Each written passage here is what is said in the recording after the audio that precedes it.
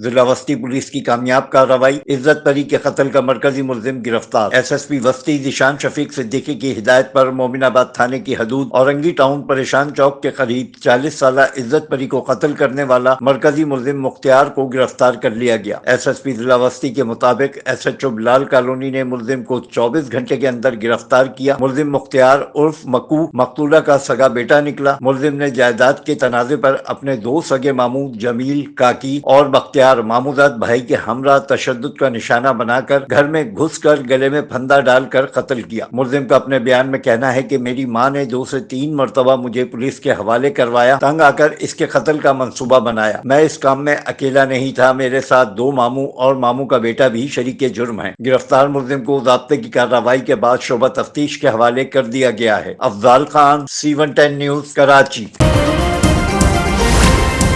C110 news, خبر کی اصل خبر۔